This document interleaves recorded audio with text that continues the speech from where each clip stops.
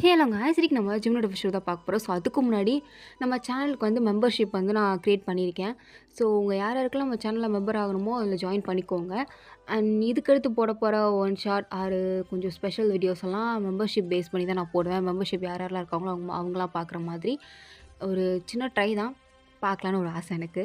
So அதனால் அந்த மாதிரி நான் பண்ண போகிறேன். உங்களுக்கு இன்ட்ரெஸ்ட் இருந்தால் நீங்கள் வந்து ஜாயின் பண்ணிக்கோங்க, இல்லைனா வேண்டாம், நான் அதுக்கடுத்து அதை ரிமூவ் பண்ணி விட்ருவேன். ஓகேவா? ஸோ நீங்கள் ஃபீல்லாம் பண்ண தேவையில்ல. ஸோ இப்போ நம்ம ஜிம்னோட ஸ்டோரிக்குள்ளே போகலாம். போன பாட்டு அதோட கம்ப்ளீட் பண்ணியிருந்தானா எனக்கு உச்சக்கட்ட காண்டா, இதுக்கடுத்து இந்த குடும்பத்துலலாம் இருக்கக்கூடாது சாமி அப்படின்ட்டு கிளம்பி போயிருந்துருப்பா. ஃபேமிலியில் இருக்க எல்லாருமே நைட்டு ஃபுல்லாக தேடி தேடி பார்ப்பாங்க. எனக்கு கிடச்சிருக்கவே மாட்டா. போலீஸே கம்ப்ளைண்ட் வந்து அக்செப்ட் பண்ணியிருக்க மாட்டாங்க. அதோட அந்த பாட்டு வந்து நான் கம்ப்ளீட் பண்ணியிருந்தேன். So let's continue the part 9. டேய் என்னடா பண்ணுறீங்க? என்ன நைட்டு ஃபுல்லாக தேடிருக்கேன், இன்னுமாடா அவள் கிடைக்கல? ஐயோ ஜியா, என்ன பண்ண சொல்கிற? போலீஸ் கம்ப்ளைண்ட் கொடுத்தா அவன் எடுத்துக்க மாட்டேங்கிறான். அப்பா யார் யார்கிட்டயோ பேசி பார்க்குறாரு. நாங்களும் எங்கெங்கேயோ தேடுறோம், திருவா சுற்றுறோம். அவள் கிடைக்கவே மாட்டேங்கிறாளே. இரு, அவளோட ஃப்ரெண்ட்ஸ் நம்பர்லாம் என்கிட்ட இருக்குது. இந்தா, நீ கால் பண்ணி விசாரி.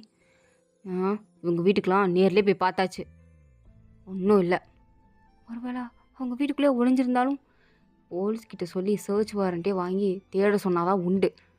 அதுக்கும் டைம் ஆகுன்றானுங்க. என்னதான் பண்ண சொல்கிற? எனக்கு பயமாக இருக்குது தேவம். நம்ம இப்படி பண்ணியிருக்கக்கூடாதோ. ஒருவேளை வாங்கிக்கிட்ட சொல்லியிருந்தா புரிஞ்சிருந்துருப்பாள்ல. நம்ம அவசரப்பட்டுட்டோமா என்ன? பைத்தியமா நீ? வாங்கிக்கிட்ட சொல்லி அவளை கஷ்டப்படுத்திட்டு இந்த கல்யாணத்தை அண்ணன் பண்ணியிருப்பான்னு நீ நினைக்கிறியா? நிச்சயமாக பண்ணியிருக்க மாட்டான். ஜிம்முன்னு சொன்ன பிளான் தான் கரெக்டாக இருந்தது. நம்ம எதிராக பார்த்தா வாயின் இப்படி ரியாக்ட் பண்ணுவானு எதிர்பார்த்தது தான், கொஞ்சம் ரியாக்ட் பண்ணுவான்னு. ஆனால் அவள் இவ்வளோ தூரம் போவான்னு யார் எதிர்பார்த்தா? ரொம்ப ஓவராக தான் போனான். என்னடா சொல்லிகிட்டு இருக்க? அவன் நிலைமையிலேருந்து பார்த்தா தானே கஷ்டம் நம்மளுக்கு புரியும். இதுவே இந்நேரம் நான் வேற ஒருத்தனை கல்யாணம் பண்ணிட்டு முன்னாடி வந்துன்னா நீ ஏற்றுப்பியா? முடியாதுல்ல, அமைதியாக நிற்கிறீல. அப்போ அதே மாதிரி தான் அவளுக்கு ஒழிச்சிருக்கும் அப்படின்னு ஜியா சொல்லிகிட்டு இருக்கும்போது ஜிம்மன் கேட்டுட்டு, ஜியா நீ என்ன லூஸ் மாதிரி பேசிகிட்டு இருக்க? அப்போது சுகானோட லவ், அந்த பொண்ணோட லவ் உனக்கு தெரியுமா? அந்த பொண்ணு ப்ரெக்னெண்ட்டாக இருக்கா. அது காரணம் சுகான்னு. அந்த குழந்தையோட வாழ்க்கை என்ன பண்ண சொல்ல போகிற? ஸோ அதுக்காண்டி தான் இப்படி ஒரு பிளானே போட்டேன் அப்படின்ட்டு இப்போ தான் உண்மையை சொல்கிறேன். ஆக்சுவலாக இவன் பண்ணதுக்கான காரணமே ஃபஸ்ட்டு வேண்டாம் மாதிரி சந்தோஷமாக இருக்கும் தான் நினச்சிருப்பான். இருந்தாலுமே அந்த பொண்ணு ப்ரெக்னெண்ட்டாக இருக்கா, அதுக்கு காரணம் தான் அண்ணன் தான் அப்படி தெரிஞ்சதுக்கப்புறம் என்ன பண்ண முடியும்? ஸோ அதனால தான் ஃபேமிலியில் யார்கிட்டையுமே ப்ரெக்னென்ட் அப்படின்னு சொல்லலை. இப்போ தான் எல்லாருக்கிட்டையும் சொல்கிறான். எல்லோரும் இதை கேட்டு ஷாக் ஆகுறாங்க. என்னடா சொல்கிற? இது வாங்கிக்கிட்ட சொல்லியிருந்தா அவள் கொஞ்சம் அமைதியாக இருந்திருப்பாள், கிழிச்சிருப்பா. இப்போ சொன்னதுக்கே தாம் தூம் குதிச்சா. இதில் இதை வேறு சொல்லியிருந்தா அவ்வளோதான், மொத்தமாக போச்சு. சரி இப்போ வாணி எங்கன்னு போய் தேடுறது? தேடுவோம் அப்படின்ட்டு எல்லாரும் தேடுறாங்க. இப்படியே ஒரு வாரம் ஆயிடுச்சு. ஒரு வாரமாக அந்த ஜிம்மன் பையன் ஒழுங்காக குளிக்கலை, ஒழுங்காக சாப்பிடல, தாடி மீசனை வளர்த்துக்கிட்டு தெருவா இன்னொரு நோட்டீஸை கொடுத்துட்டு வாயினையே தான் தேடிக்கிட்டு இருக்கான். அப்படியே ஜிம்மன் வந்து நோட்டீஸ்லாம் கொடுத்துட்டு ஒரு கட்டத்தில் ரொம்ப டயர்டாகி பர்ஸ்ட் ஆகி அப்படியே வீட்டுக்கு வரான். அவங்க அம்மா பார்க்குறாங்க அவனை. என் பையன் என்ன பிச்சைக்கார மாதிரி ஆயிட்டானே அப்படின்ற மாதிரி தான் பார்த்துட்ருக்காங்க. அவன் வந்து அப்படியே ஒரு மாதிரி சோகமாக உட்காரான். பிருத்வி ஒரு செகண்ட் பார்க்குறான். யார் இந்த பிச்சைக்காரன் நம்ம வீட்டுக்குள்ளே வந்து உட்காந்துருக்கானே அப்படின்னு பார்த்துட்டு இருக்கும்போது தான், மா யாரும்மா இது? நல்லா பாரு, வேற யாரும் இல்லை, உன் கூட பிறந்தவன் தான். ஏன் கூட பிறந்தவனா? ஜிம்முனா? அவன் தான்டா. டே அண்ணா, என்னடா ஆச்சு உனக்கு? டே ஒயன் கிடைக்கலடா. நானும் ஒரு வாரமாக நாயப்பே அலையிறேன். அவன் எங்கடா போனா என்னை விட்டுட்டு? ஏன்டா போனா? அட பைத்தியக்காரா, அதுக்குன்னு இப்படி தாடி மியூசியமோட கிடப்ப பார்க்குறதுக்கு ரொம்ப கன்றாவாக இருக்குது. ஜிம்மன் ஃபஸ்ட்டு குளிச்சுட்டு போய் சேவ் பண்ணிட்டு வா அப்படின்ட்டு ஜிம்மில் அனுப்பிவிட்றாங்க. அவனும் ரொம்ப நாள் கழிச்சு பார்த்தா நல்லா குளிக்கிறான் போல். குளித்து சேவ்லாம் பண்ணிவிட்டு அப்படியே வெளில வரான். வந்த உடனே பிருத்வி வந்து, வாயனோட ஃப்ரெண்டு எனக்கு இப்போ தான் கால் பண்ணி விஷயத்த சொன்னான். வாயன் வந்து இப்போவுமே அமெரிக்கா போகிறாளாம், ஏர்போர்ட்டில் தான் இருக்கலாம். ஏர்போர்ட்டில் பார்த்தா என்ன சொல்லிட்டு இருந்தா. வா நம்ம டக்குன்னு போய் ஏர்போர்ட்டில் போய் வாயனை பிடிச்சிடலாம் அப்படின்னு சொல்லும்போது ஜிம்முனுக்கு அவ்வளோ சந்தோஷம். இருடா அந்த வந்துடுறா அப்படின்ட்டு சட்டை கூட பட்டன் கூட போடாமல் அங்கேருந்து 2 பேரும் தெரிச்சிட்டு ஓடிட்டு இருக்கானுங்க. சங்குக்கு பார்த்துட்டு எங்கடா போகிறீங்க அப்படின்போது வாயின் கிடச்சிட்டா அப்படின்னு சொல்லும்போது குடும்பமும் ஒரு கார் எடுத்துகிட்டு போயிட்டு இருக்காங்க ஏர்போர்ட்டுக்கு தான். ஸோ அப்படியே ஃபைனலாக ஏர்போர்ட்டுக்கு ரீச் ஆகிடுச்சு. ஸோ ரீச் ஆகி உள்ளே வந்து தேடி பார்த்தா அந்த ஃப்ரெண்டு கறி தான் நின்றுட்டுருக்கா. ஏன்டா எப்போ வர சொன்னால் எப்போண்டா வரீங்க? ஏன் வாயினுங்க? வாயின் இப்போ தான் செக்கிங் பண்ணி ஃப்ளைட்டுக்குள்ளே ஏறிட்டான். அப்போ ஃப்ளைட் இன்னும் டேக் ஆஃப் ஆகலைல. அதுவா? ஆகலை அப்படின்னு சொல்லி முடிக்கிறதுக்குள்ளே ஃப்ளைட்டு டேக் ஆஃப் ஆகிடுச்சு அப்படின்னு அனௌன்ஸ்மெண்ட் வருது. இதை கேட்டதும் அவ்வளோதான், ஜிம்முனுக்குலாம் ஒரு மாதிரி மனசே உடஞ்சி போச்சு. கீழே அங்கே தொப்புன்னு உட்காந்துட்டான். பின்னாடி வந்தவங்க எல்லாருங்களுக்கும் கேட்டுருச்சு போல். ஸோ அவங்களும் ஒரு மாதிரி சோகமாக நின்றுட்டுருக்காங்க. ஜிம்மு வாயனோட அம்மா அப்பாலாம் ஒரு மாதிரி ஃபீல் ஆகிட்டாங்க. வாயின் போயிட்டாலே அப்படின்னு சொல்லி எல்லோரும் உட்காந்து அழுதுட்டுருக்காங்க. ஜிம்மனுக்குலாம் ஏற்றுக்கவே முடியல. என்னை விட்டு போயிட்டால. அப்போ இத்தனை நாள் வெங்கடி இருந்தா? இத்தனை நாள் அவள் எங்கே இருந்தான்னு உங்களுக்கு தெரியாது. எனக்கு தெரியாது. தெரிஞ்சிருந்தா நான் ஏன்டி ஒரு வாரமாக நான் எப்போயே அவளை திட்டி அலைய போகிறேன்? சாப்பிடாம தூங்காமல் குளிக்காமல் எதுவும் பண்ணாமல் எதுக்கு அவளை திட்டி அலைய போகிறேன்? அவன் எங்கே இருக்கான்னு தெரிலன்னு தானடி இப்படி அலையிறேன். அவன் எங்கடி இருந்தா எத்தனை நாளா? சொல்லு. உனக்கு தெரிஞ்சிருக்கலாம், அப்போ சொல்ல வேண்டியதானே? நானே இப்போ தான் அவள் எங்கே இருந்தான்னு கேட்டேன். எங்கே இருந்தா? அவள் வேற எங்கேயும் இல்லை, அவள் இத்தனை நாளாக உங்கள் கெஸ்ட் ஹவுஸில் இருந்திருக்கா அப்படின்றா. அப்படியே மொத்த குடும்பமும் ஷாக்காகி நிற்கிது. என்னம்மா நீ சொல்கிற அப்படின்னு பார்த்தா எல்லோரும் பார்த்துட்ருக்காங்க. ஜிம்முனுக்குலாம் என்ன சொல்கிற நீ? அவள் கெஸ்ட் ஹவுஸ்லையா இருந்தா? எங்கள் வீட்டுக்கு பின்னாடி இருக்குதே அதுவா? ஆமாம், அவள் அதுக்கு முன்னாடி தான் இத்தனை நாள் இருந்தாலாம். அதுவே உங்களால் கண்டுபிடிக்க தெரில. இந்த லட்சணத்தில் நீங்கள் வாங்கின நாள் பார்த்து கழிச்சிங்க. ஏண்டா எனக்கே அவள் சொல்கிறத கேட்டால் விருப்பாகுது. ஸ்டில் நான் அந்த இடத்துல இருந்ததுன்னு வச்சுக்கோயேன், என்னால் உங்கள் எல்லோரும் எரிச்சு போட்டுருந்துருப்பேன். பாவம், அவளாவது உங்களை விட்டு தூரமாக போகணுன்னு நினைக்கிறாளே. அவள் பாட்டுக்கு அவள் வாழ்க்கையை வாழட்டும். தயவு செஞ்சு அவள் வாழ்க்கையை வாழ விடுங்க. சும்மா எதுக்கு எடுத்தாலும் வாழ்க்கைக்குள்ளே மூக்க நுழைச்சிட்டு அவளை ஃபோர்ஸ் பண்ணுறத ஃபஸ்ட்டு விடுங்க. அவள் இருக்கட்டும் அவள் பாட்டுக்கு. நீங்கள் இவ்வளோ பெரிய விஷயம் பண்ணியிருக்கீங்க, இப்போ வாமா அப்படின்னு கூப்பிட்டா வேணா அப்படியே வந்துடுவாளா? அப்படி வந்தாலும் இது எல்லாத்தையும் மறந்துட்டு அவங்க வீட்டில் அவங்க கூட சகஜமாக பேசுவா நீங்கள் நினச்சிட்டு இருக்கீங்களா? நிச்சயமாக கிடையாது. ஸோ விட்டுருங்க, டைம் கொடுங்க. அதை தான் நான் சொல்லுவேன் அப்படின்ட்டு அந்த பொண்ணு சொல்லிட்டு போயிட்டா. ஆனால் இது என்னோட அம்மா அப்பா கூட கொஞ்சம் ஓகே போட்டும், நல்லா இருந்தால் சரி அப்படின்ற மாதிரி தான் அவங்க யோசிச்சுட்ருக்காங்க. ஆனால் ஜிம்மனுக்கெலாம் அது எப்படி இல்லை, அது எப்படி இத்தனை நாளாக கெஸ்ட் ஹவுஸில் இருந்திருக்கா? ஆனால் எனக்கு தெரியல. எப்பட்றா ஜங்குக்கு எப்படி நம்ம வீட்டுக்கு பின்னாடி கிட்டக்க தாண்டா இருந்திருக்கா? அது கூட நம்மளுக்கு தெரிலடா. அப்போ அவள் சொன்ன மாதிரி நம்ம அவளை புரிஞ்சிக்கவே இல்லையா? எனக்கும் அதான்டா தெரியுது, நம்ம வாயினை புரிஞ்சிக்கவே இல்லை. ஏன்னா 8 வருஷம் அவள் நம்ம கூட இல்லைல்ல, தனியாக இருந்தால. ஸோ டிஸ்டன்ஸ் எல்லாத்தையும் மறக்க வச்சிருச்சுன்னு நினைக்கிறேன். எனக்கு அவள் வேணும்டா. நான் எங்கடா போய் தேடுவேன் அவளை? எனக்கு என் வாயின் வேணும்டா. போ அமெரிக்காக்கே போய் அவளை தேடி கூட்டு வா. சும்மன் உனக்கு என்ன பைத்தியமா அப்படின்ட்டு அவங்க அம்மா வந்து கேட்குறாங்க. உடனே அவன் கேட்குறேன், என்னம்மா பைத்தியம்ன்ற? எனக்கு அவள் வேணுமா, இல்லை நான் பைத்தியமாயிருவேன். ஷட் அப் சும்மன், அதெல்லாம் ஒன்றும் வேண்டாம். வாய் நல்லா இருக்கட்டும், அவள் லைஃப்பை பார்க்கட்டும்.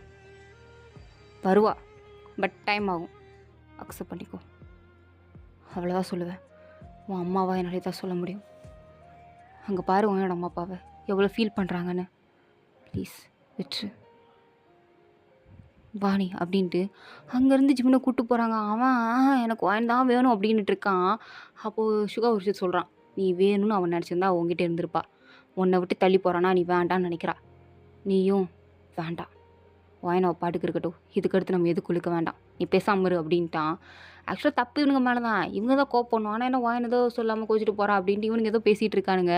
ஜிம்முனுக்கும் ஆனால் கோவம் வருது, என்னை விட்டுட்டு போயிட்டால, இதுக்கடுத்து அவளே வந்தாலும் எனக்கு வேண்டாம் அப்படின்ட்டு ஒரு கோவத்தில் அவன் பாட்டுக்கு சொல்லிட்டு போயிட்டுருக்காங்க. அம்மாவுக்கு ஒன்றும் புரியல, இப்போ தான் வாயின் வேணும் உட்காந்தாடு தான் வாயின் வேணான்னு சொல்லிட்டு போகிறானே பைத்தியக்காரனாயவன் அப்படின்ற மாதிரி தான் அவங்க அம்மா பார்த்துட்ருக்காங்க. எல்லாருமே அப்படி தான் பார்க்குறாங்க. ஸோ இப்படியே டேஸ் போகுது. அப்படியே ஒரு கிட்டத்தட்ட 3 வருஷம் ஆச்சு. ஸோ இந்த 3 வருஷத்தில் வாயன் வந்து அவங்க வீட்டு மெம்பர்ஸ்கிட்ட ஒரு காண்டாக்ட், ஒரு கால், ஒரு சின்ன மெசேஜ், ஹாய் ஹலோ, எந்த ஒரு மெசேஜும் இல்லை. நோ இன்ஃபர்மேஷன் வாயின் எப்படி இருக்கா, என்ன பண்ணுறா அப்படின்ட்டு. அவங்க அம்மா அப்பாவும் டீட்டெயில்ஸ்லாம் கலெக்ட் பண்ணுறதுக்கு ட்ரை பண்ணுறாங்க. பட்டு எதுவும் நடக்கிற மாதிரி தெரில. வாயினை பற்றின ஒரு இன்ஃபர்மேஷனும் கிடைக்கிற மாதிரி தெரியவே மாட்டேங்குது. அது பார்த்தா அதுக்குன்னு ஜிம்முனும் ட்ரை பண்ணுவான்னு பார்த்தா அவன் ட்ரை பண்ணுறதே இல்லை, விட்டுட்டான். அவனுக்கே புரிஞ்சு போச்சு போல், வாயின் வந்து அவள் லைஃப்பை வாழட்டும், நம்ம இதுக்கடுத்து போக வேண்டாம், தள்ளியே இருப்போம் அப்படின்ட்டு அவனும் ஒரு மாதிரி டிஸ்டன்ஸ் கீப்பப் பண்ண ஆரம்பிச்சிட்டான். எல்லாருமே கீப்பப் பண்ண ஆரம்பிச்சிட்டாங்க. ஆனால் பெத்த தாய் விடுமா அவனோட அம்மா. ஸோ அவங்க மட்டும் தான் இந்த வாயினை பற்றி நினச்சிட்டே இருக்காங்க. ஸோ இப்போ ஒரு 3 வருஷம் கழிச்சு இப்போ ஜிம்மின் வந்து ஒரு தனியாகவே ஒரு கம்பெனி ஸ்டார்ட் பண்ணிட்டான். ஆக்சுவலாக இந்த கம்பெனி யார் ஸ்டார்ட் பண்ணியிருக்காங்க அப்படின்னா, ஜிம்னு, சுகாவி அண்ட் ஜங்குக், பிருத்வி, இவங்க 5 பேர் சேர்ந்து தான் ஸ்டார்ட் பண்ணியிருக்காங்க. ஸோ இந்த 5 பேருக்குமே இந்த பிஸ்னஸ் ஸ்டார்ட் பண்ணுறதுக்கு ஒரு முக்கியமான ஒரு பார்ட்னர், அதாவது ஒரு ஷேர் ஹோல்டரில் தான் இதுக்குள்ள இன்வெஸ்ட் பண்ணியிருக்காங்க. ஸோ அவங்களும் இந்த கம்பெனியோட ஒன் ஆஃப் த பார்ட்னர்.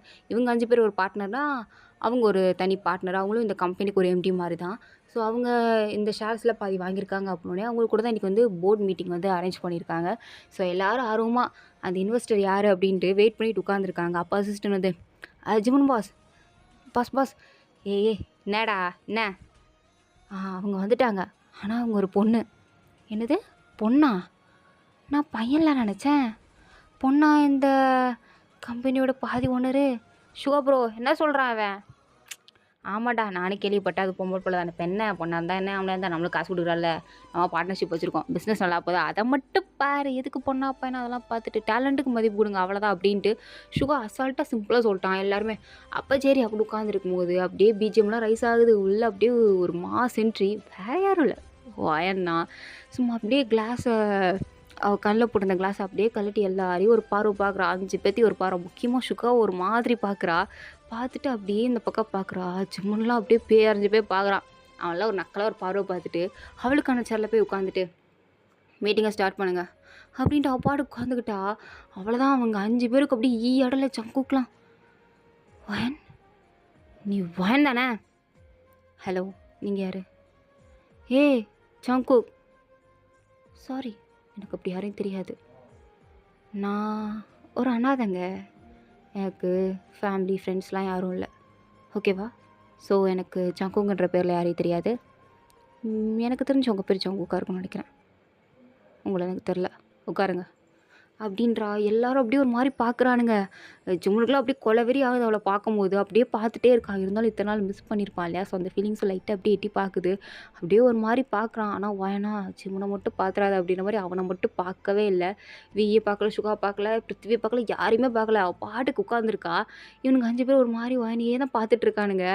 அப்போது வயனுக்கு கடுப்பாயிருச்சு. அசிஸ்டண்ட்டை கூப்பிட்டு, என்னம்மா மீட்டிங் ஸ்டார்ட் பண்ணுறாங்களா இல்லையா? இல்லைன்னா கிளம்பி போட்டுமா? எனக்கு நிறைய கமிட்மெண்ட்ஸ் இருக்குது தெரியும்ல. இருந்தும் நான் இங்கேருந்து உட்காந்துட்ருக்கேனா? பார்ட்னர்ஷிப் முக்கியன்றதுக்காண்டி தான். இவங்க ஸ்டார்ட் பண்ணாமல் இப்படியே நின்று பார்த்துட்டே இருக்க போகிறாங்களா? இன்னும் எவ்வளோ நேரம் பார்ப்பாங்க? சாரி மேடம், இதோ உங்ககிட்ட இன்ஃபார்ம் பண்ணிடுறேன், சீக்கிரம் பண்ணுங்கள். Okay madam. Sir sir. ஆ என்னையா? என்னையாவா?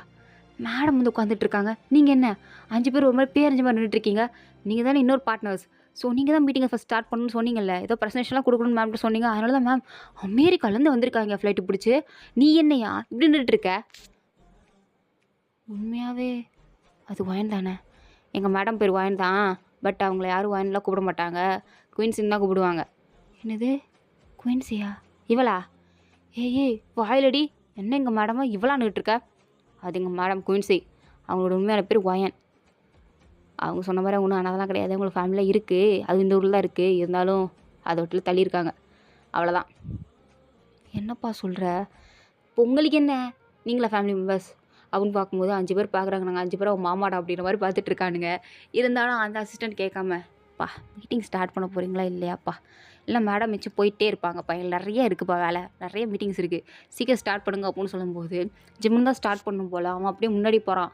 வான்கிட்ட தான் அந்த பிபிடி ப்ரெசன்டேஷன் பண்ணுற அந்த லேப்டாப் இருக்குது.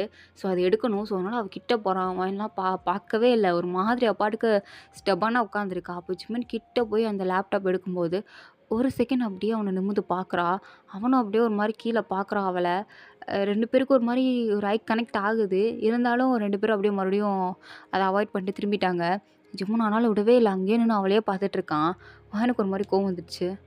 ஹலோ மிஸ்டர், எடுத்துட்டிங்கன்னா தள்ளி போக வேண்டியதானே? எதுக்கு இங்கே நின்று பார்த்துட்ருக்கீங்க? அதுவா அப்படின்ட்டு வேணுக்குனே அவள் காது கிட்ட போய், எனக்கு தெரிஞ்ச ஒரு பொண்ணு பேர் ஃபயன், என் அத்தை பொண்ணு தான். அவளுக்கு காது கிட்ட ஒரு மச்சம் இருக்கும், அதான் நீங்களும் பார்க்க என் அத்தை பொண்ணு மாதிரியே இருக்கீங்களா? அவளை வேறு 3 வருஷத்துக்கு முன்னாடி காணோம், ஓடி போயிட்டா. ஸோ உங்கள் உண்மையான பேர் ஃபயன் தான்.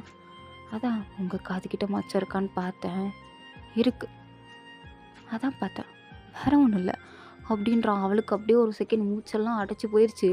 அப்படியே திரும்பி பார்க்குறான் அவனை. அவன் என்னடி பார்க்குற அப்படின்ற மாதிரி ஒரு லுக்கை தான் விட்றான். விட்டுட்டு, என்னை 3 வருஷம் பைத்தியக்கார மாதிரி அலைய விட்டில, உனக்கு இருக்குடி அப்படின்ட்டு போகிறான். அவள் பார்க்குறா, ஏன்டா 3 வருஷம் கஷ்டப்பட்டது நானே, நீ என்ன பைத்தியக்கார மாதிரி நீ பேசிக்கிட்டு இருக்க அப்படின்ற மாதிரி தான் பார்க்குறா.